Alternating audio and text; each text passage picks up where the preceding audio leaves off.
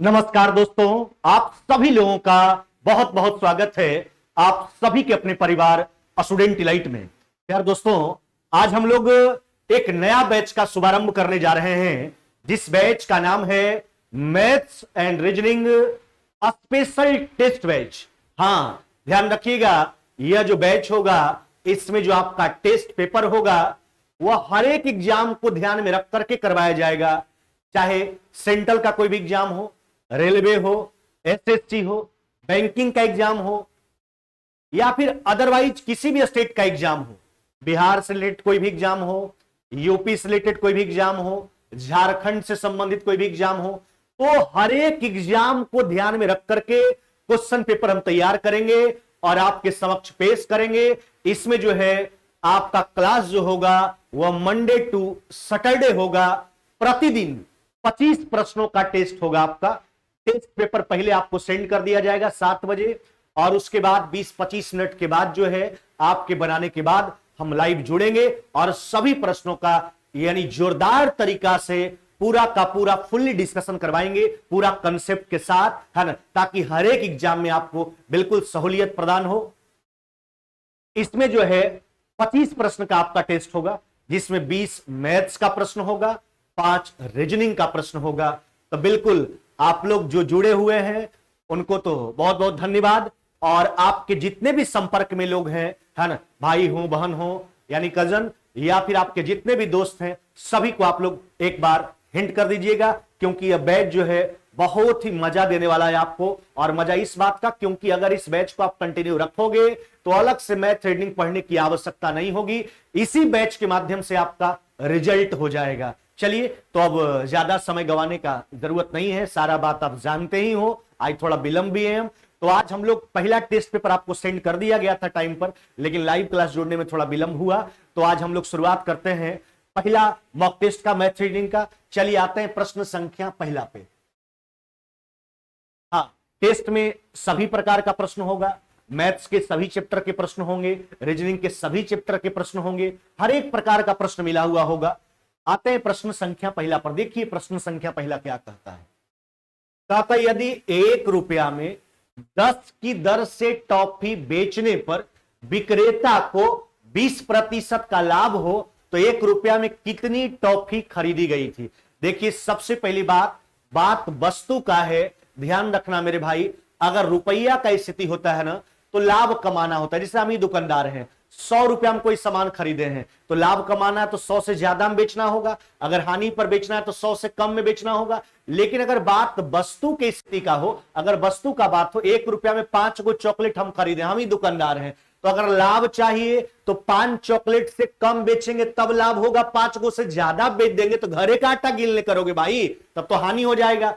तो रुपया की स्थिति में दुकानदार को लाभ कमाना होता है तो ज्यादा में बेचना होता है, हानि पर बेचना होता है तो कम में बेचना होता है। लेकिन वस्तु की स्थिति में अगर दुकानदार को लाभ चाहिए तो कम वस्तु बेचेगा तब लाभ होगा, ज्यादा वस्तु बेच देगा तो क्या हो जाएगा, हानि हो जाएगा। अब देखिए 1 रुपया में 10 की दर से, यानी दुकानदार जो है अगर 10 टॉफी 1 रुपया में बेचता है, कितना मेरे भाई, 10 टॉफी बेचता है, तब उसको होता है 20% का लाभ। सोचिए 10 को बेच रहा है, लाभ हो जा रहा है, तो वस्तु की स्थिति में लाभ होता कब है, जब कम बेचता है तब। इसका मतलब खरीदा होगा 10 गो से ज्यादा उसको मिला होगा, तो ज्यादा करने के लिए ज्यादा वाला ऊपर, कम वाला नीचे। 20% लाभ का फ्रैक्शन 120/100, लेकिन ज्यादा करना है तो ज्यादा वाला ऊपर और कम वाला नीचे, यानी 120/100 से आप जो है कि गुना कर लीजिए। चलिए काट करके हटा लीजिए, यानी आपका रिजल्ट कितना हो जाएगा, 12। कितना मेरे भाई, 12, 12। ऑप्शन कौन सा हो जाएगा आपका, ऑप्शन नंबर हो जाएगा आपका सी। नहीं,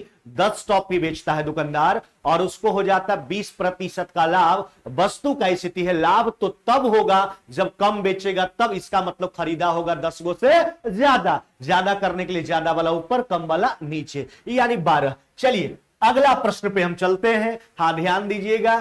कहता एक किसी वस्तु को 4800 में खरीदता है। हाँ मेरे भाई, ए वस्तु को कितना में खरीदता है? 4800 में, और उसे 30% की हानि पर बेच दिया, और उससे जो धनराशि प्राप्त हुआ उससे वह दूसरा वस्तु खरीदता है और उसको 60% लाभ पर बेचता है। तो कहता है पूरे प्रक्रिया में उसे कितने प्रतिशत का लाभ या हानि हुआ, यानी जहां से वह व्यापार का शुरुआत किया था। देखिए 4800 तो बड़ा आंकड़ा है, हम छोटा आंकड़ा लेके चल देते हैं। मान लिया गया कि ए जो है 100 रुपया का कोई वस्तु खरीदता है। कितना रुपया का? 100 रुपया का कोई वस्तु खरीदता है। देखिए प्रतिशत में जवाब देना, 4800 पे बनाओगे तो भी वही उत्तर आएगा, दूसरा आंकड़ा पर बनाओगे तो भी वही उत्तर आएगा। इसलिए हड़बड़ाने की कोई बात नहीं है। ऐसा नहीं कि 4800 पे ही प्रश्न बनाए। देखिए हम बार बार आपको बोलते हैं कि आपको एग्जाम निकालने के लिए, नौकरी लेने के लिए विद्वान होने की आवश्यकता नहीं है। आपका दिमाग जो है प्रश्न बनाने के प्रति अप्रोच जो है वह बेहतर होना चाहिए, है ना। तब जाकर के आप प्रश्न को सेकंडों में बना पाओगे। उसके लिए आपका प्रैक्टिस होना बहुत ज्यादा जरूरी है। अब देखिए ना, तो हमने मान लिया ए जो है 100 रुपया का कोई वस्तु खरीदा, 30% हानि पर इसको बेचता है। देखो मेरे भाई, 100 रुपया का वस्तु खरीदा, 30% हानि पर कितना में बेचेगा? यानी 70 रुपया में उस वस्तु को क्या किया? बेच दिया। अब सोचो, अब जो उसको राशि प्राप्त हुआ 70 रुपया, उससे एक और वस्तु खरीद लिया इससे, और फिर इस वस्तु को 70 रुपया वाला वस्तु को 60% लाभ पर बेचता है। सोचिए 60% लाभ पर बेच लीजिए, यानी 160/100, यानी अब देख लो, यानी अंततः जो इसको विक्रय मूल्य मिल गया, कितना मिल गया? 112। कितना मिल गया? 112। देखिए बात को समझिए, पहला वस्तु को हानि पर बेचा था, उससे प्राप्त जो रेवेन्यू हुआ, यानी उससे प्राप्त जो राशि हुआ, उससे फिर एक वस्तु खरीदता है और उसको 60% लाभ पर बेच दिया। तो कहता है पूरे प्रक्रिया में, पूरे लेन देन के प्रक्रिया में, है ना, ए को कितने प्रतिशत का लाभ या हानि हुआ? तो सोचिए ए जो है व्यापार करने का शुरुआत जो किया था 100 रुपया से किया था, अंततः उसको 112 रुपया प्राप्त हुआ, यानी ए को पूरे प्रक्रिया में क्या हो गया? 12% का लाभ। क्या मेरे भाई? 12% का लाभ। ऐसा ऑप्शन ढूंढेंगे, कौन सा ऑप्शन है? ऑप्शन नंबर आपका हो जाएगा बी। देखिए हानि वाला भी उत्तर रह सकता है, सब बात ध्यान रखिएगा। ऐसा नहीं कि जल्दीबाजी में जो है 12 देखे और इधर नहीं देखे कि लाभ या हानि है, टिक मार दिए। हर बात को ध्यान केंद्रित करके आपको उत्तर भी देना है, क्योंकि ऑप्शन में 12% लाभ यहां तो नहीं है। 12% लाभ, 12% हानि भी होगा। ऐसा नहीं कि उससे पहले वाला ऑप्शन हानि वाला है, मार दीजिए 12 देकर के, नहीं, होशियारी से काम करना है। चलिए अगला प्रश्न पे हम आते हैं। देखिए अगला प्रश्न क्या कहता है? कहता 12, 18, 6 का चौथा अनुपात 4 और के तीसरे अनुपात के बराबर है, तो के का मान आपसे पूछा जा रहा है। देखिए आज जो हमने YouTube पर वीडियो डाला है रेशियो प्रोपोर्शन का चौथा क्लास का, उसमें आपको यही हमने बतलाया है कि प्रथम समानुपाती हम कैसे निकालते हैं, द्वितीय समानुपाती या फिर मध्यानुपाती कैसे निकालते हैं, तृतीयानुपाती कैसे निकालते हैं, चतुर्थ समानुपाती कैसे निकालते हैं, मिश्र अनुपात, यौगिकानुपात कैसे निकालते हैं। तो अगर आपको इस टॉपिक में कोई परेशानी है, और इसका एक स्पेशल वीडियो भी बना करके डाला हुआ है चैनल पे, तो अगर कुछ भी इस टॉपिक में अगर कोई परेशानी होगा आपको, तो उस लेक्चर को जाकर के देख लीजिए, पूरा का पूरा क्लियर हो जाएगा, है ना। फिलहाल अभी हम लिख देते हैं। देखिए प्रोसेस भी सब बताया गया है, ऐसे आप ध्यान रखोगे तो सहूलियत हो जाएगा।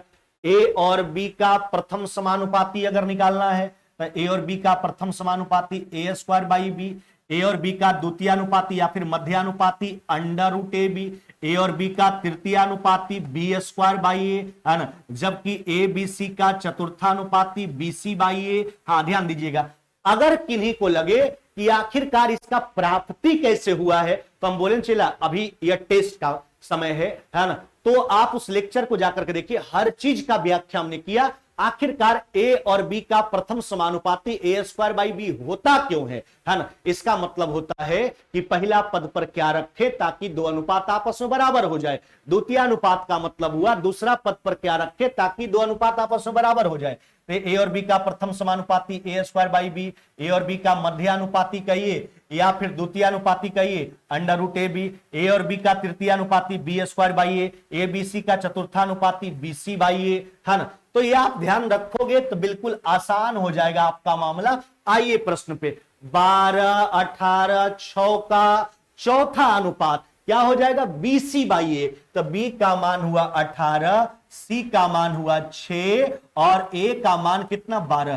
तो ये तीनों संख्या का चौथा अनुपात लिख दिए, जबकि 4 और K का तीसरा अनुपात B स्क्वायर बाई ए होता है, यानी K स्क्वायर बट्टा कितना हो जाएगा आपका 4। चलिए कैलकुलेट कर लीजिए, 4 से 3 बार में, 3 से 2 बार में, अब देखो ना K स्क्वायर बराबर 36 है ना, तक K बराबर 36 का स्क्वायर रूट कितना हो जाएगा मेरे भाई 6, यानी K का मान आपका कितना हो जाएगा 6 हो जाएगा।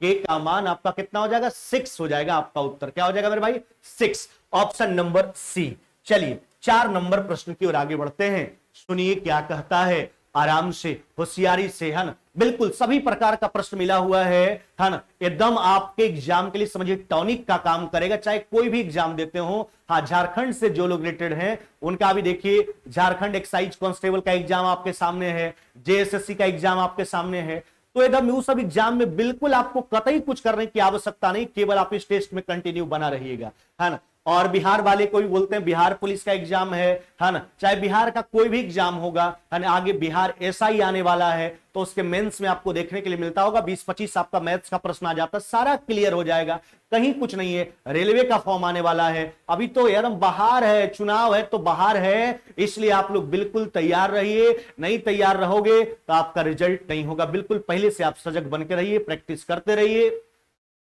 चलिए 4 नंबर आ जाओ। कहता जोसेफ जो है 2 ऊनी जैकेट 2100 3150 में, यानी 3150 में खरीदा।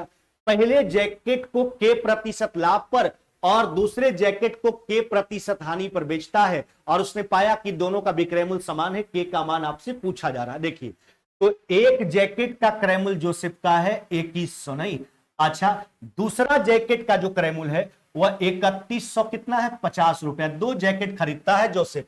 अब देखिए, पहला जैकेट को जोसेफ के प्रतिशत लाभ पर बेचता है। अच्छा बताओ, के प्रतिशत लाभ का फ्रैक्शन लगाओ, यानी 100 अब प्लस में के बटा क्या हो जाएगा आपका 100। जबकि दूसरा जैकेट जो 3150 का है, इसको के प्रतिशत जो है हानि पर बेचा है।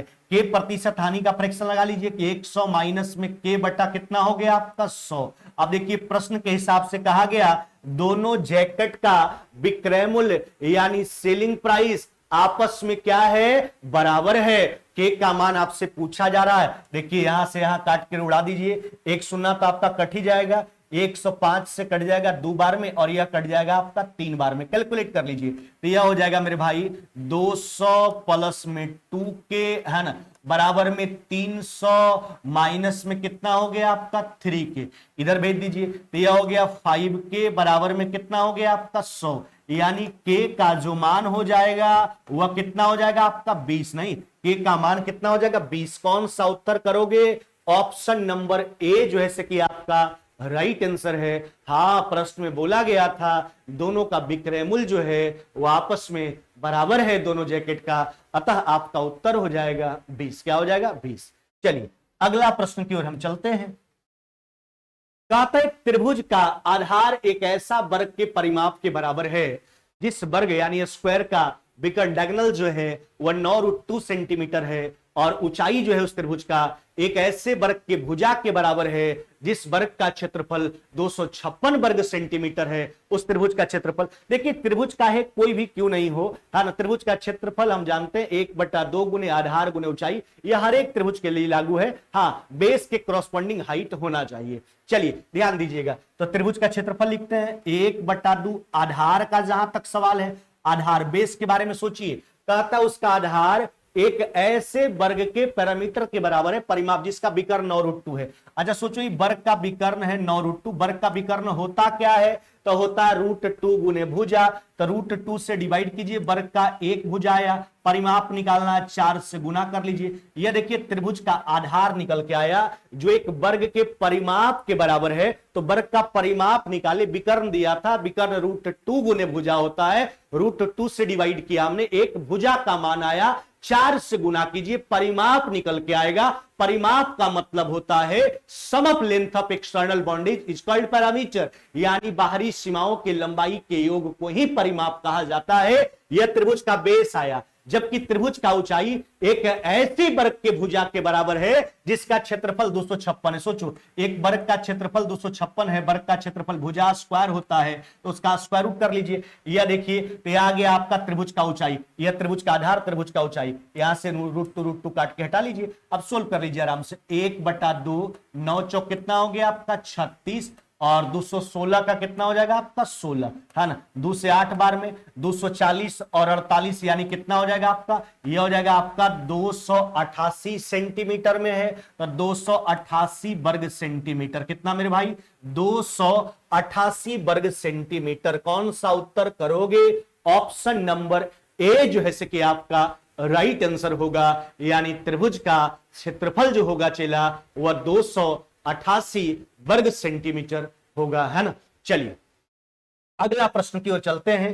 प्रश्न संख्या 6।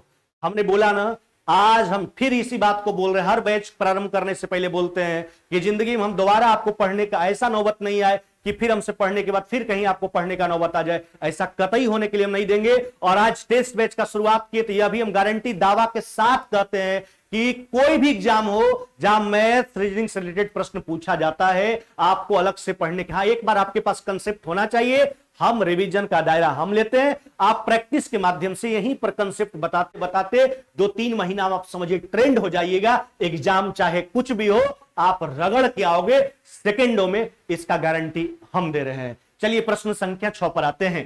कहता है साइन पर पावर 6 से, प्लस में कॉस पर पावर 6 से, माइनस में 1 का मान बताना। चला मेरे, अच्छा पावर 6 को आप लिख सकते हो ऐसे, साइन स्क्वायर ए, है ना, अब पर पावर क्यू, है ना, पर पावर 3 नहीं, पावर पर पावर गुना हो जाएगा 6 हो जाएगा। इसको लिख सकते हैं कॉस स्क्वायर ए, अब पर पावर में हो गया आपका 3, माइनस में कितना हो गया 1। अब एक बात सोच, इसको कैलकुलेट कीजिए, यह ए क्यू प्लस बी क्यू में आ गया। चला ए क्यू प्लस बी क्यू बराबर होता क्या है, होता है ए प्लस बी का होल क्यूब। अच्छा, तो ये दोनों को अगर जोड़ोगे तो साइन स्क्वायर ए और cos square a, constant value आप बचपन से पढ़ते आ रहे हो, साइन स्क्वायर थीटा प्लस में cos square theta equal to 1, sec square theta minus में tan square theta equal to 1, cosec square theta minus में cot square theta equal to 1। तो a cube plus b cube, a plus b का whole cube, तो इसको जोड़ेंगे तो 1, 1 का cube 1 रह गया, माइनस में 3ab यानी 3 साइन स्क्वायर ए इंटू कॉस स्क्वायर ए इंटू ए प्लस बी। फिर दोनों को जोड़ेंगे तो एक एक से गुना करने पर कोई फर्क नहीं पड़ेगा, और यह -1 तो आपका रहेगा, 1 से 1 हटा लीजिए, यानी आपका रिजल्ट हो गया माइनस में 3 साइन स्क्वायर ए इंटू कॉस स्क्वायर ए, यह आपका रिजल्ट हो जाएगा माइनस में 3 साइन स्क्वायर ए इंटू कॉस स्क्वायर ए। ऑप्शन कौन सा करोगे आप, ऑप्शन नंबर आपका ए जो है कि आपका राइट आंसर होगा। हाँ मेरे भाई, ए क्यू प्लस बी क्यू का इस्तेमाल हुआ, ए क्यू प्लस बी क्यू बराबर ए प्लस बी का होल क्यूब, है ना, प्लस है तो माइनस 3ab इंटू ए प्लस बी इंटू ए प्लस बी। हाँ मेरे भाई, यहां पर एक्चुअली ए प्लस बी साइन स्क्वायर ए प्लस में कॉस स्क्वायर ए है, उसका मान 1 होता है, इसलिए 1 का क्यूब 1 माइनस में 3ab इंटू ए प्लस बी फिर 1, और वह तो -1 रहेगा, 1 से 1 काट के हटा लीजिए, आपका उत्तर हो जाएगा माइनस में 3 sign square A into cos square A, option number A. चलिए अगले सवाल की ओर चलते हैं। कहता है, ध्यान दीजिएगा, 320 केले का जो क्रय मूल्य है 400 केले के विक्रय मूल्य के बराबर है, तो कहता व्यापारी को क्या प्राप्त हुआ, कितना प्रतिशत का लाभ, कितना प्रतिशत का हानि। देखिए एक तो हम प्रोसेस आपको दिखा देते हैं। 320 का क्रय मूल्य यानी 320 का जो कॉस्ट प्राइस है 400 केले के सेलिंग प्राइस के बराबर है, 400 केले के सेलिंग प्राइस के। कैलकुलेट कर लीजिए, 80 से 4 बार में, 80 से 5 बार में, यानी कॉस्ट प्राइस और सेलिंग प्राइस का जो रेशियो हो जाएगा वह 5:, क्या हो जाएगा 4, यानी cost price 5 unit, selling price 4 unit. अब खुद सोचिए, सेलिंग प्राइस कम है, कॉस्ट प्राइस ज्यादा, यानी लॉस होगा। लॉस का परसेंटाइल निकाल लीजिए, प्रतिशत निकाल लीजिए। लॉस कितना का? 1 यूनिट का। कहां से? 5 से, यानी 1 जो है 5 का कितना प्रतिशत है? काट लीजिए, आपका उत्तर कितना हो जाएगा? 20% का हानि होगा। क्या होगा? 20% का हानि। कौन सा उत्तर करोगे? ऑप्शन नंबर हो गया आपका बी। यह तो बिल्कुल प्रोसेस था, जैसे जैसे बोला वैसे उसे हमने कर लिया। क्रय मूल्य विक्रय मूल्य का रेशियो आ गया, क्रय मूल्य 5 यूनिट, विक्रय मूल्य 4 यूनिट। पता लग रहा है कि यहां हानि हो रहा है क्योंकि सेलिंग प्राइस कम है। कितना यूनिट का? 1 यूनिट का। कहां से? 5 से। लाभ हानि का तुलना जो है हम क्रय मूल्य से करते हैं, जबकि डिस्काउंट जो है हमेशा अंकित कीमत मार्केट प्राइस फेस वैल्यू पर दिया जाता है। अच्छा, इसका दूसरा प्रतिरूप हम आपको दिखाते हैं, कैसे हम एग्जाम में बनाएंगे। देखो, यह भी आसान है, ऐसा नहीं कि यह बहुत मुश्किल का सवाल है ना, ये मुश्किल सा प्रोसेस है, ऐसा नहीं, दोनों आसान प्रोसेस है। यह भी बना सकते हैं, ऐसे भी आप, ऐसे भी। देखो, जब भी ऐसा प्रश्न पूछे ना आपको चेला कि इतना वस्तु का क्रय मूल्य इतना के विक्रय मूल्य के बराबर है, बस उल्टा मान लेना। क्रय मूल्य वाला संख्या को विक्रय मूल्य मान लेना, विक्रय मूल्य वाला को क्रय मूल्य मान लेना। 320 केले का क्रय मूल्य उल्टा मानो, क्रय मूल्य वाला को विक्रय मूल्य मानो, और 400 केले के विक्रय मूल्य वाला को क्रय मूल्य मानो। आपको खुद पता लग जाएगा कि क्या होने वाला। यानी 400 रुपया कॉस्ट प्राइस, 320 सेलिंग प्राइस, यानी हानि होगा। हानि कितना का? 80 का। कहां से? 400 से, है ना। यानी 80 जो है 400 का कितना प्रतिशत है? 80 से 5 बार में, 5 से उड़ा लीजिए 20 बार में, आपका उत्तर कितना हो जाएगा? 20%, नहीं 20% का हानि हो जाएगा। ऑप्शन नंबर बी जो है कि आपका राइट आंसर होगा। चलिए अगले सवाल की ओर चलते हैं। कहता है एक आयताकार प्लॉट है जिसका लंबाई जो है चौड़ाई से 20 मीटर ज्यादा। लास्ट में लंबाई ही पूछा गया। अब देखिए, लंबाई को x मीटर मान लेते हैं। अच्छा, लंबाई पूछा गया इसलिए लंबाई को मान लिए। लंबाई चौड़ाई से 20 मीटर ज्यादा, यानी चौड़ाई लंबाई से 20 मीटर क्या हो जाएगा? आपका कम हो जाएगा। यह लंबाई और चौड़ाई हो गया आयताकार प्लॉट का। अब क्या कहता है? लेंथ और ब्रेथ हमने लिख दिया। आयताकार प्लॉट पर 26.5 रुपए प्रति मीटर की दर से बाड़ लगाने, बाड़ मतलब होता है घेरा, घेरा लगाने का लागत 5300 है। प्लॉट का लंबाई मीटर में पूछा जा रहा है, जिसको हमने x मान लिया। अच्छा, घेरा कहने का मतलब बात परिमाप का है। आयत का परिमाप होता क्या है? 2 इंटू एल प्लस बी, यानी 2 इंटू लंबाई प्लस चौड़ाई। तो इसका परिमाप हो जाएगा 2 इंटू, मेरे हिसाब से एल प्लस में बी, यानी x माइनस में कितना हो गया आपका? 20। यह परिमाप लिख दिए। अब देखिए अकॉर्डिंग टू क्वेश्चन परिमाप कैसे लिखते हैं। अच्छा, पूरा घेरा लगाने का लागत कितना रुपया है? तब पूरा घेरा लगाने का लागत 5300, उसमें 1 मीटर के लागत से भाग लगा दीजिए। 1 मीटर का लागत कितना है? 26.5। अच्छा सोचो, पूरे लागत में 1 मीटर के लागत से भाग दे दिए तो कितना मीटर का घेरा है यह निकल करके आ गया। अब देखिए ना, 26.5 से काट लीजिए ना, 26.5 का दुगना 53 हो गया, यानी 200 बार में कट जाएगा। अब देखिए इधर से काटिए, 2 से कट जाएगा आपका कितना बार में? 100 बार में कट जाएगा। अब देखो यह हो जाएगा आपका 2x बराबर में, ध्यान दीजिएगा 20 उधर जाके जुटेगा 120, यानी x का जो मान हो जाएगा वह कितना हो जाएगा आपका? 60 मीटर। यही लंबाई पूछा गया था जिसको हमने x मान लिया, यानी उस आयताकार प्लॉट का जो लंबाई है वह लंबाई कितना हो जाएगा मेरे भाई? 60 मीटर हो जाएगा। हमने एक बार लंबाई परिमाप अपने हिसाब से लिखा 2 इंटू एल प्लस बी, एक बार उसके लागत से हम परिमाप निकाल लिए। पूरे लागत में 1 मीटर के लागत से भाग लगा लिए तो कितना मीटर का घेरा यह निकल करके आ गया। दोनों पैरामीटर है, दोनों को बराबर करके लंबाई जिसको हमने x माना उसका मान निकाल लिए 60 मीटर। चलिए अगले प्रश्न की ओर आते हैं। कहता है एक निश्चित धनराशि जो है वह 15 वर्षों में चक्रवृद्धि ब्याज की दर से दुगना हो जाता है, अपने आप से 8 गुना होने में कितने वर्षों का समय लेगा? एक बात पहले कान खोल करके सुन लीजिए चेला, कि चक्रवृद्धि ब्याज का जो धन होता है वह बढ़ता है गुणोत्तर श्रेणी के हिसाब से। श्रेणी 3 प्रकार का होता है, एपी, जीपी, ईएचपी। जब पदों के बीच का अंतर समान होता है तब उसको एपी के दायरा में रखा जाता है, जब रेशियो समान होता है तब उसको जीपी के दायरा में रखा जाता है, और एपी का जो व्युत्क्रम होता है वह एचपी कहलाता है, यानी हार्मोनिक प्रोग्रेशन कहलाता है। AP arithmetic progression, GP geometric progression यानी गुणोत्तर श्रेणी, और एचपी हार्मोनिक प्रोग्रेशन यानी हरात्मक श्रेणी, है ना। चलिए तो देखिए हमने बोल दिया कि चक्रवृद्धि ब्याज का जो धन बढ़ता है वह गुणोत्तर श्रेणी के हिसाब से बढ़ता है। राशि जो है 15 वर्ष में क्या होता है, दुगना। 15 वर्ष में दुगना, यानी फिर अगला 15 वर्ष में इसका दुगना हो जाएगा, 4 गुना हो गया। फिर अगला 15 वर्ष में इसका दुगुना हो जाएगा, 8 गुना हो गया। टोटल समय का जहां तक सवाल है, टोटल समय कितना हो जाएगा आपका 45 वर्ष। कितना समय हो जाएगा मेरे भाई, 45 वर्ष का समय लगेगा राशि को 8 गुना होने में, 45 ईयर्स। एक तो यह हो गया। दूसरा तरकीब भी आपको सिखाते हैं, सब आसान है, यह भी आसान है, दूसरा जो बताएंगे वह भी आसान है। अच्छा, राशि पहले होता कितना गुना था, तो कहोगे सर होता था 2 गुना। लास्ट में कई गुना का बात किया, 8 गुना का। अब सोचो 2 पर कितना पावर रखोगे कि 8 आएगा, तो कहोगे 3 पावर रखेंगे, कुछ नहीं करेंगे। पहला समय कितना था 15, उसमें पावर से गुना कर लीजिए, पावर कितना 3, आपका रिजल्ट आ जाएगा 45 वर्ष। कितना मेरे भाई 45 वर्ष। तो यह भी एक तरकीब है आपके पास, 45 ईयर्स आपका राइट आंसर होगा, ऑप्शन नंबर हो जाएगा आपका बी। चलिए अगले सवाल की ओर आते हैं।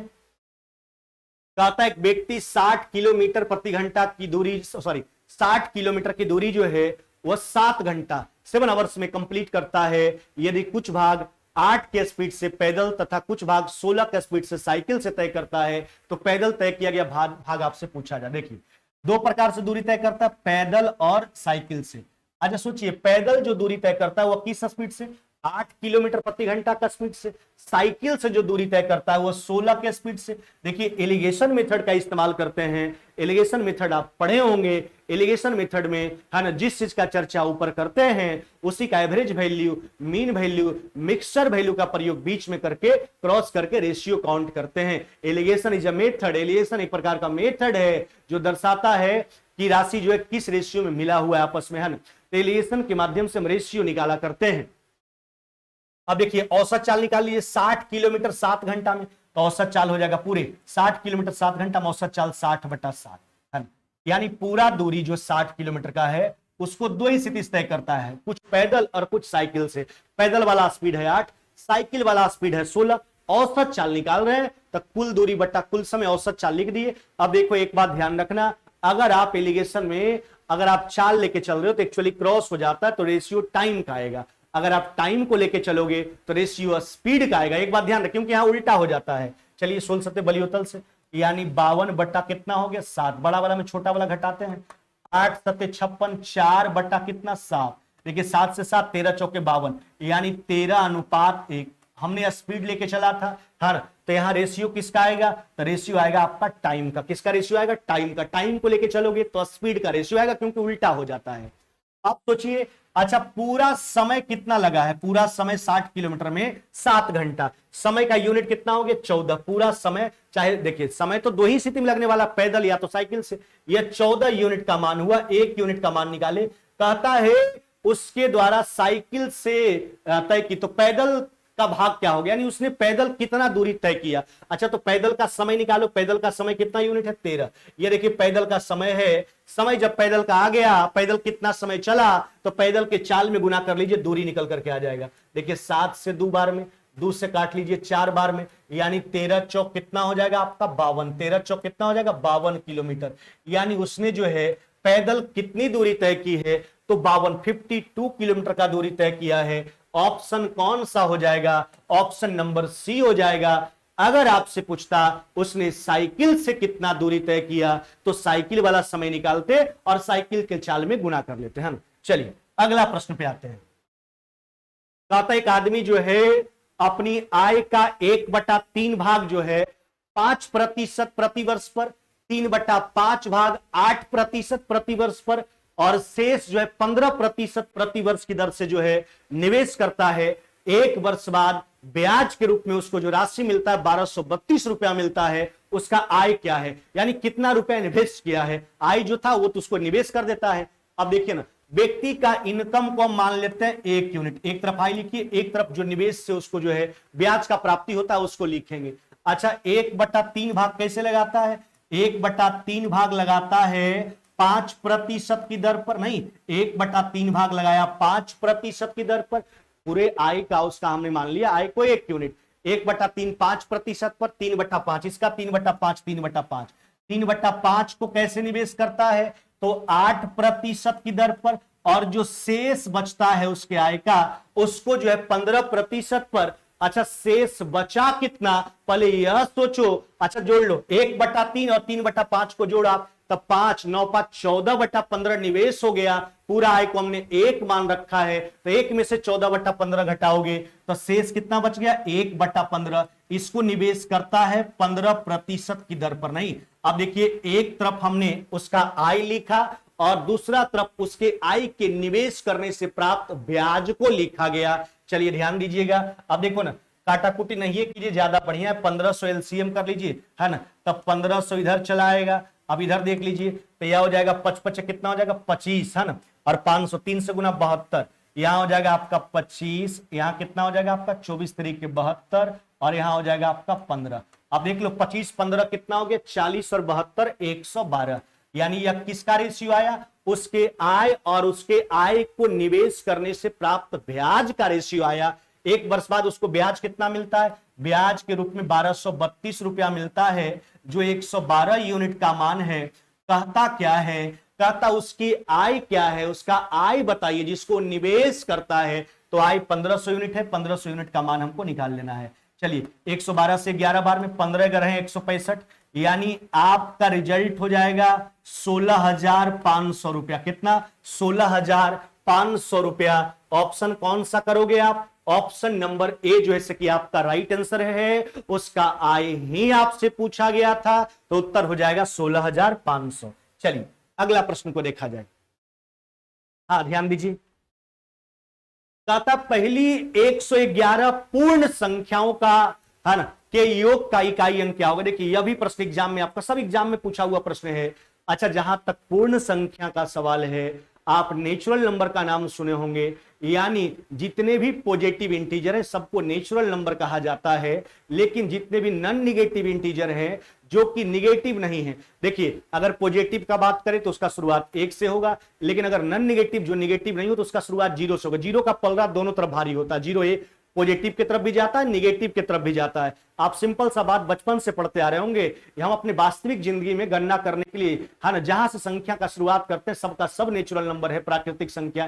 प्राकृतिक संख्या का शुरुआत 1 से होता है, लेकिन अगर उसके दायरा में 0 को डाल देते हैं तो होल नंबर का सीरीज मिल जाता है। यानी कहने का मतलब है जितने भी नॉन निगेटिव इंटीजर है जो निगेटिव नहीं है, यानी होल नंबर का शुरुआत 0 से होगा। यानी देखिए सिंपल सा 111 पूर्ण संख्या का बात किया है, तो अगर 0 से शुरुआत करोगे, बस प्राकृतिक संख्या में 0 डालिए, होल नंबर मिल जाएगा पूर्ण संख्या।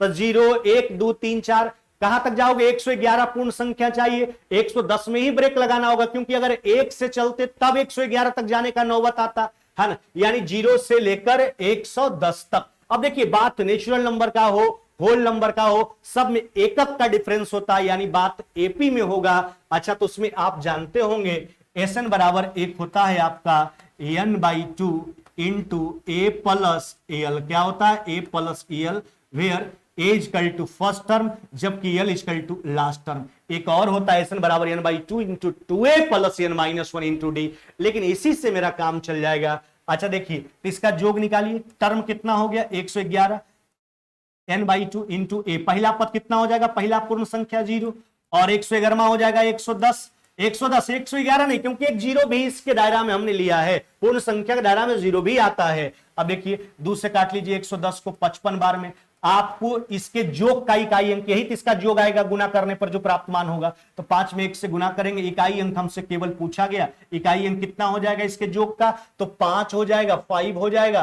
कौन सा उत्तर करोगे मेरे भाई, ऑप्शन नंबर ए जो है कि आपका राइट आंसर होगा। हाँ चलिए अगला प्रश्न की ओर आते हैं। हाँ, ऐसा हम देख रहे हैं कि डिस्कशन में समय लगेगा, क्योंकि बताना होता है सब बात, इसलिए कल से आपका जो पेपर है वह 6:30 बजे ही हम सेंड कर देंगे, है ना। 6:30 बजे आपको जो है बैच में मिल जाएगा क्वेश्चन पेपर, आधा घंटा बना लीजिए, 7 बजे से ही सोल्यूशन चालू कर दिया जाएगा, है ना, तब ने बता पाएंगे सारा चीज, समय रहेगा मेरे पास तब तो सारा निचोड़ निकाल के आपको देंगे हम, है ना। चलिए, कहता 3 सेंटीमीटर त्रिज्या वाले 10 समरूप यानी एक जैसा ठोस गेंद को एक गोला बनाने के लिए पिघलाया जाता है। अच्छा 10 को गेंद को पिघलाओ। अच्छा गोला का आयतन क्या होता है, 4/3, गेंद तो गोला के रूप में ही होता है, 4/3 पाई r क्यूब। अच्छा 3 सेंटीमीटर त्रिज्या वाला, तो 3 का क्यूब। ऐसा ऐसा कई गेंद पिघलाते हैं? तो 10 गेंद पिघलाते हैं। एक बड़ा गेंद बनाने के लिए नहीं, कहता है ठोस गोल गेंद को एक गोला बनाने के लिए, यानी सारे गेंद को पिघलाकर एक गोला, बड़ा गोला का निर्माण किया जा रहा है। कहता है इस प्रक्रिया में जो है 20% ठोस व्यर्थ हो जाता है। अब सोचिए, इस सब को 10 को पिघलाकर, एक समान गोलीय गेंद को पिघलाकर एक बड़ा गोला का निर्माण किया जा रहा है। अच्छा इतना सब का आयतन है, इसी से बड़ा गोला बनेगा, लेकिन इसमें 20% बर्बाद हो गया, व्यर्थ हो गया, तो सबके आयतन का कितना ठोस बचा? 80%। इसी से बड़ा गोला का निर्माण हो रहा है, यानी यह जो बचा, यह बड़ा गोला बनाने के लिए बचा आयतन है। यानी कहने का मतलब यह जो है, यह बड़ा गोला का आयतन है। गोला का आयतन क्या होता है? 4/3 पाई आर क्यूब। गोला का आयतन है तो 4/3 पाई से डिवाइड कर लीजिए, बड़ा वाला का आर क्यूब बच जाएगा, 4/3 पाई आर क्यूब। यह बड़ा गोला का आयतन, उसमें 4/3 पाई से डिवाइड किए तो आर क्यूब बचा। तो आर निकालने के लिए इसका क्यूब रूट निकाल लीजिए। क्या निकाल लीजिए? क्यूब रूट है। चलिए 4/3 पाई से काट करके हटा लीजिए, 2 शून्य इधर काट करके हटा लीजिए। 3 का क्यूब, 2 का क्यूब, एगो 3 निकाल लीजिए, एगो 2, यानी 3 गुना 2 कितना हो जाएगा आपका? 6 सेंटीमीटर। कितना मेरे भाई? 6 सेंटीमीटर आपका राइट आंसर है।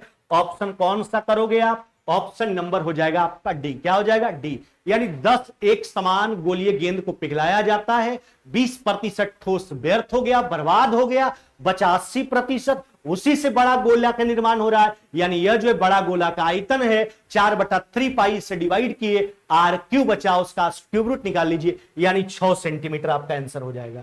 अगला प्रश्न पे आते हैं। कहता है यह संख्या निम्नलिखित में से किस संख्या से पूर्णतः विभक्त है? देखो मेरे भाई, जब भी ऐसा प्रश्न पूछा जाए तो सबसे पहला काम है आपको कॉमन कर लेना। अच्छा आपको कॉमन क्या दिख रहा है? तो कहोगे सर 5/71 दिख रहा है ना, तो यहां हो जाएगा 1, अगला बार 5/1, अगला बार 5/2, अगला बार 5/3, अगला बार 5/4। बस कैलकुलेट कीजिए इसको, है ना।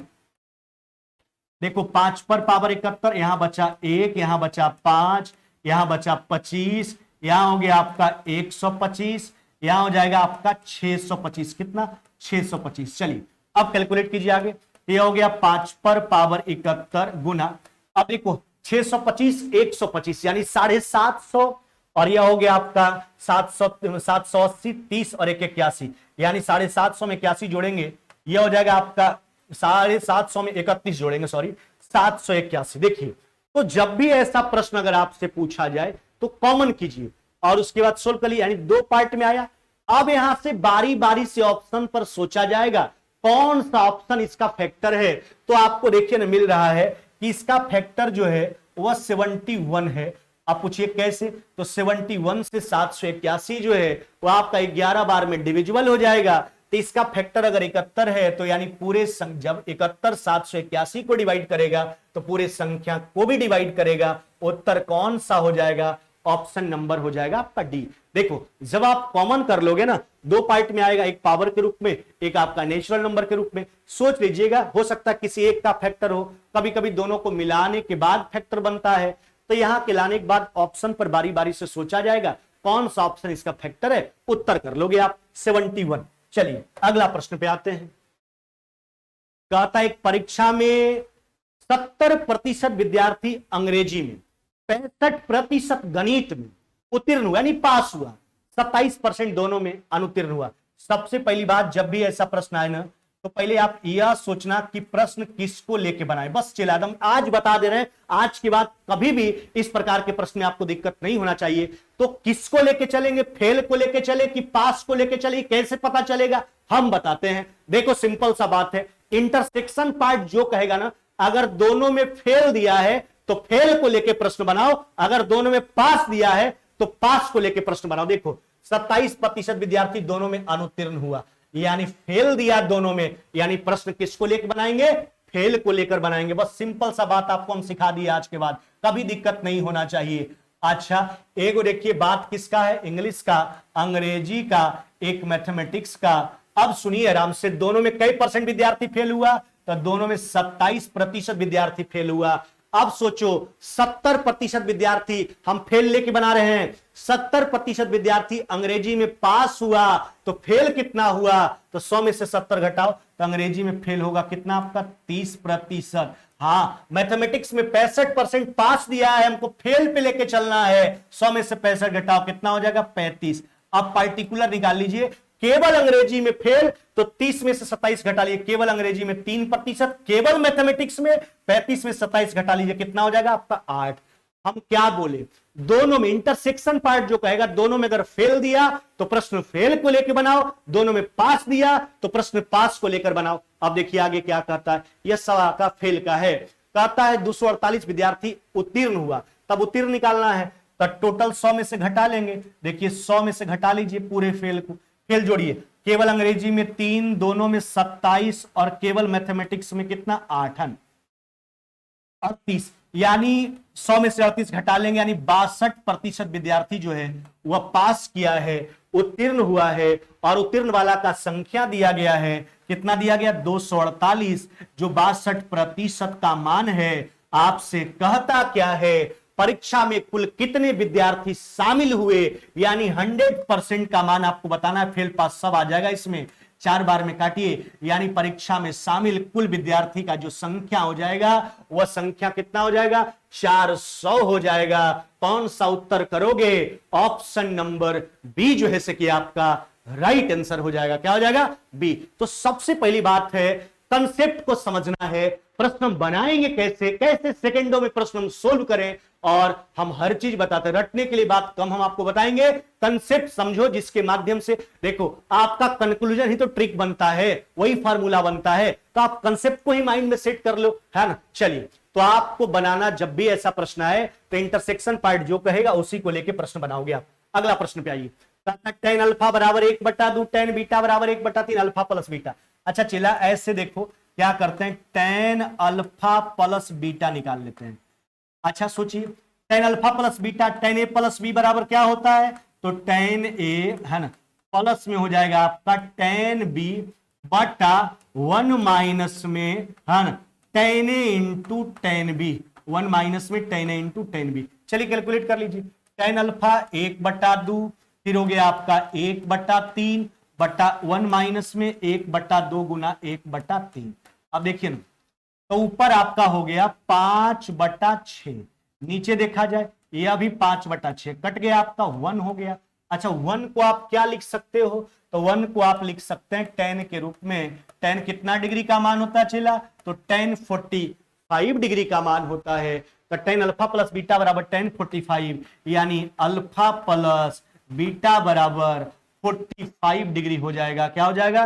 45 डिग्री हो जाएगा। कौन सा उत्तर करोगे? ऑप्शन नंबर बी जो है कि आपका राइट आंसर होगा। कौन सा मेरे भाई? ऑप्शन नंबर बी, है ना। बिल्कुल आपको समझ में आना चाहिए, पूरा कंसेप्ट हम बता रहे हैं। जहां भी दिक्कत हो और भी कोई समस्या होगा तो आप कांटेक्ट कीजिए कि सर थोड़ा सा ऐसे कीजिए, वैसे कीजिए। आपके बात को हम नेगेटिव नहीं लेकर के पॉजिटिव में लेकर के उसको उतारने का पटल पर काम करेंगे, है ना।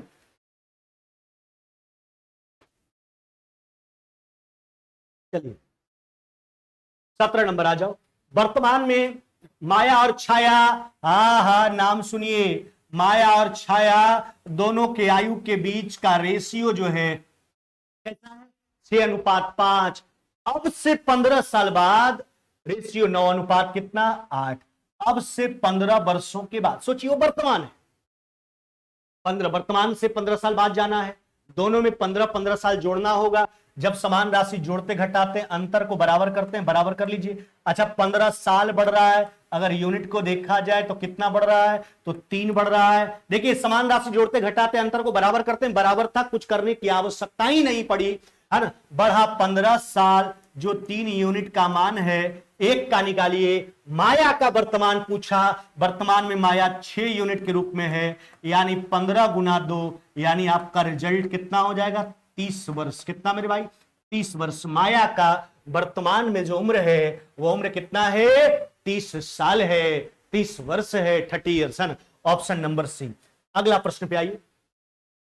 कहता चाय के मूल्य में जो है 25% की गिरावट होने से एक व्यक्ति 36 रुपया में 1 किलो चाय ज्यादा खरीद लेता है। चाय का पुराना भाव ज्ञात करो, पहले का भाव बताओ। देखो अपने ऊपर बात को लेके जाओ। हम देखिए मार्केट जाते थे कुछ एक निश्चित राशि लेकर के, है।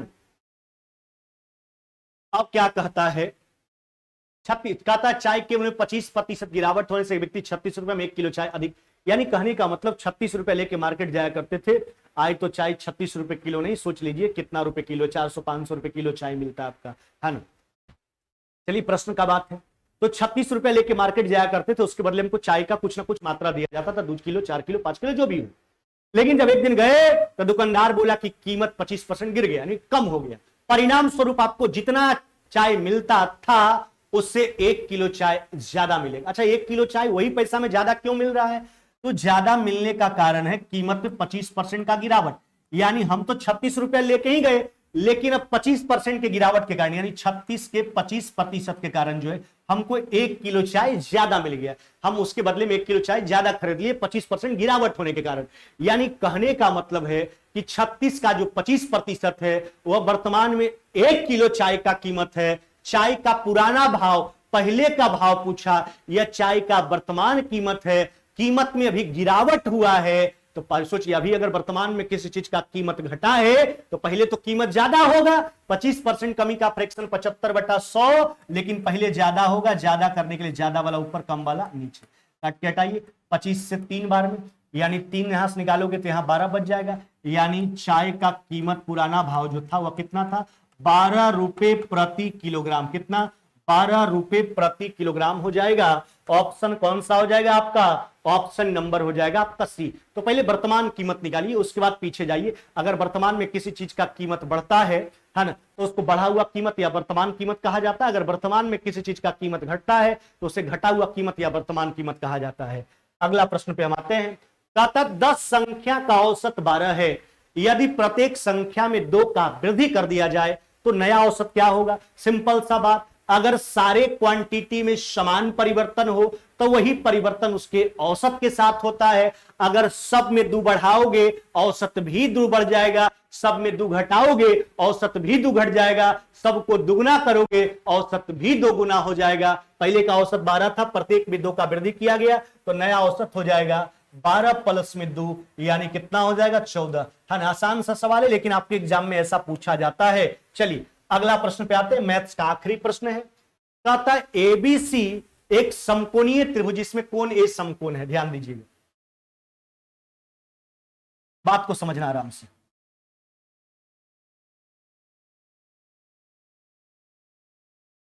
क्या कहता है सुन लीजिए। कहता है कोण ए 90 डिग्री है, ए बी बराबर 6, ए सी बराबर, ए बी सी कोण ए समकोण है, ए बी 6 हो गया, ए सी जो है 8 हो गया। एक वृत्त जिसका केंद्र त्रिभुज के भीतर, यानी त्रिभुज के, इस त्रिभुज के अंतर्वृत्त का बात किया गया है। कहता है वृत्त का परिमाप बताओ, तो पहले वृत्त का रेडियस निकालना होगा। अच्छा 8 6 कितना हो जाएगा? 10 राइट एंगल ट्रायंगल, नहीं पाइथागोरस थ्योरम के माध्यम से।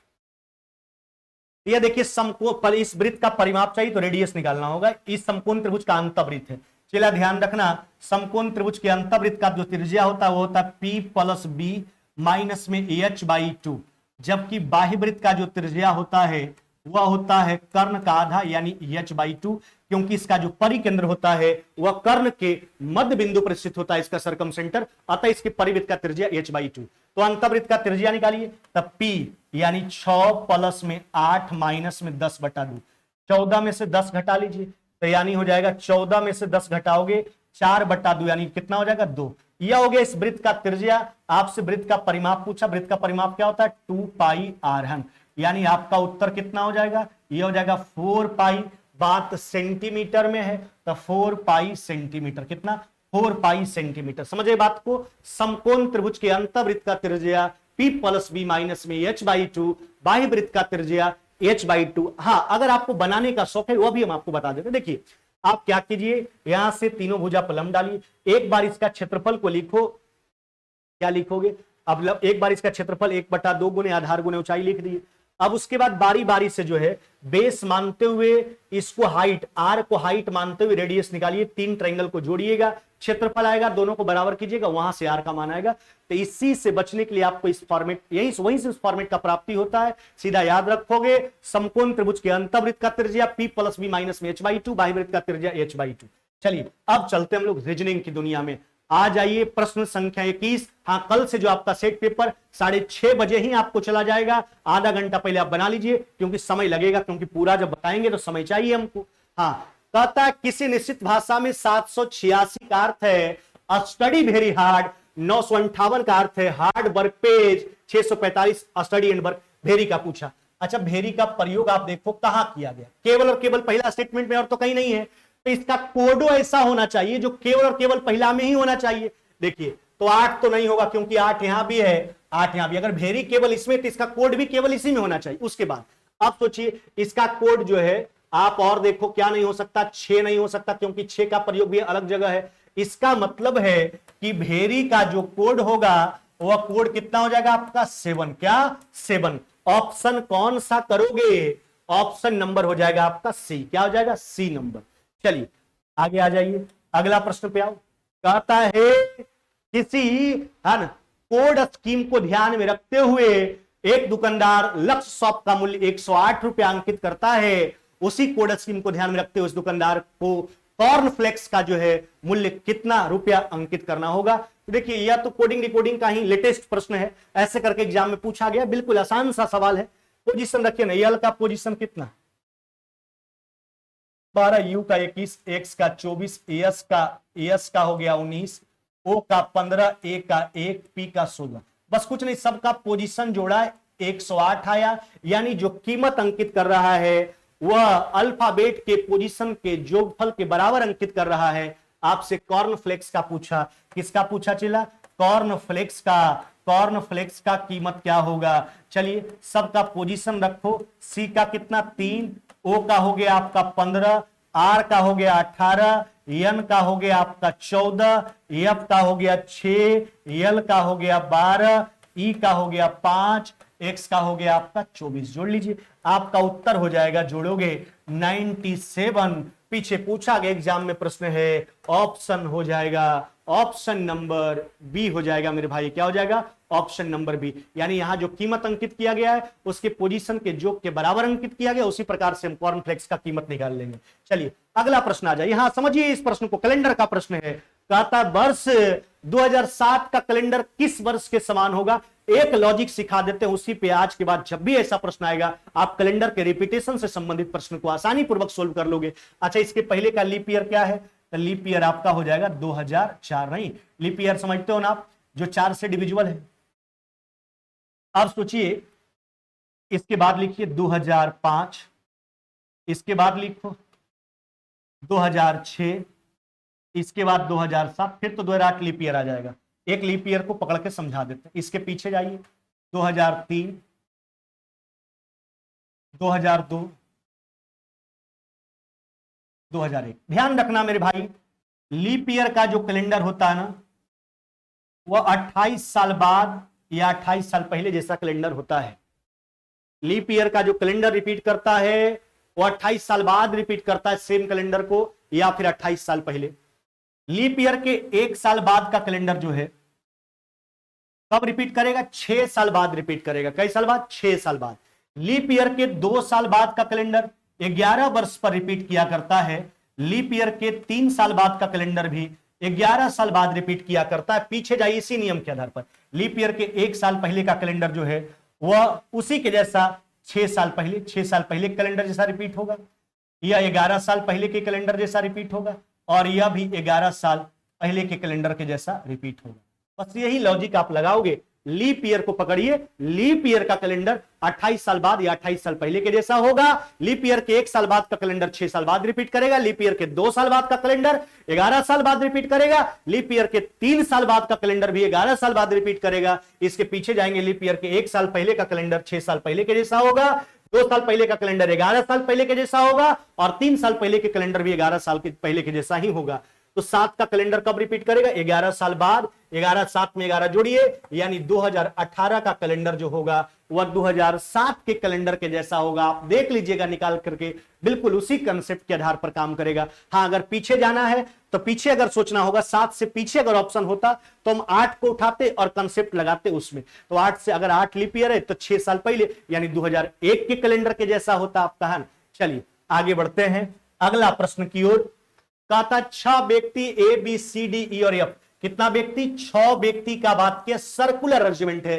देखो सबसे पहली बात, लेफ्ट राइट के स्टेटमेंट आमने सामने के स्टेटमेंट को लेकर चलेंगे। क्या कहता है?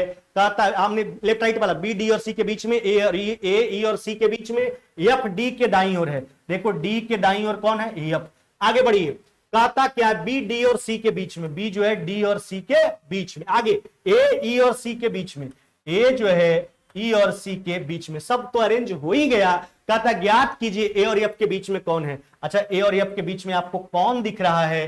तो ई दिख रहा है, ई दिख रहा है। ऑप्शन कौन सा हो जाएगा? ए मेरे भाई। चलिए अगला प्रश्न, और यह अंतिम सवाल है आज के मॉक टेस्ट का, जिस बैच का हमने शुभारंभ किया है, math reasoning special test batch. इसका पहला मॉक टेस्ट था। इसी प्रकार से धुआंधार सॉल्यूशन चलता रहेगा। कल 6:30 बजे ही आपको क्वेश्चन पेपर चला जाएगा, आधा घंटा पहले, क्योंकि हम आज ही देख लिए, क्योंकि सब बात बताने में 1 घंटा का समय लगेगा मेरे भाई। ऊपर ऊपर भागने से काम नहीं चलने वाला है, पूरा निचोड़ कर निकालना है, तो समय हमको देना होगा। आप बिल्कुल 6:30 बजे ही सवेरे थोड़ा जाग जाइएगा, बिल्कुल माइंड भी फ्रेश रहेगा, और आधा घंटा क्वेश्चन आप बना लीजिए। 7 बजे से हम जुड़ेंगे आपके बीच और गर्दा उड़ा देंगे फिर, है ना। चलिए बस आप लोग धकाधक जो है एप्लीकेशन को शेयर कर दीजिए सभी जगह, है ना। मात्र जो है फी भी इसका बहुत कम है। मंडे टू सैटरडे यह क्लास चलेगा। इसमें जो 25 क्वेश्चन होगा, 20 मैथ्स का, 5 रीजनिंग का। अगर आपका भी अगर कुछ सजेशन होगा इस बैच के प्रति, तो 70 33 64 90 44 पे कॉल करके जरूर अपना सजेशन दे, हम उस पर अमल करेंगे। चलिए 2:30 पर दोनों सुइयों के बीच कितना डिग्री का कोण बनेगा? देखो ध्यान रखना, घंटा और मिनट के सुई के बीच का कोण निकालना हो तो याद रखना 30 घंटा माइनस में 11/2 मिनट, या फिर 11/2 मिनट माइनस में 30 घंटा। जो बड़ा होगा बड़ा वाला हम छोटा वाला घटाएंगे, इसका भी इस्तेमाल कर सकते हो आप, इसका भी। जो बड़ा होगा बड़ा वाला हम छोटा वाला। तो 2:30 का बात है, 2:30 का। अच्छा देखिए 30 घंटा निकालो, तो घंटा का मान यहां कितना है? 2, 60। 11/2 मिनट निकालो, 30 घंटा का निकल के आया। 11/2 मिनट का मान निकालो, तो 11/2 गुना 30 है ना। 2 से 15 बार में 15 अगर है 165। जो बड़ा होगा बड़ा वाला हम छोटा वाला घटाएंगे, यानी थीटा बराबर 165 माइनस में 60, यानी 105 डिग्री आपका राइट आंसर होगा। क्या होगा? 105 डिग्री। कौन सा उत्तर करोगे? ऑप्शन नंबर हो जाएगा आपका सी। क्या हो जाएगा? ऑप्शन नंबर सी जो है कि आपका राइट आंसर हो जाएगा।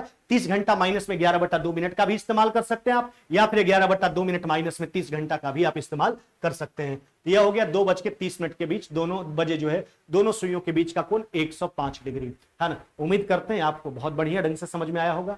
और भी अगर कोई तकलीफ है तो जरूर हमको कमेंट के माध्यम से या फिर कॉल करके आप दोपहर में हमको बता सकते हैं। हम आपकी दिक्कत का समाधान निकालेंगे। और कल फिर आप लोग 6:30 बजे से तैयार रहिएगा।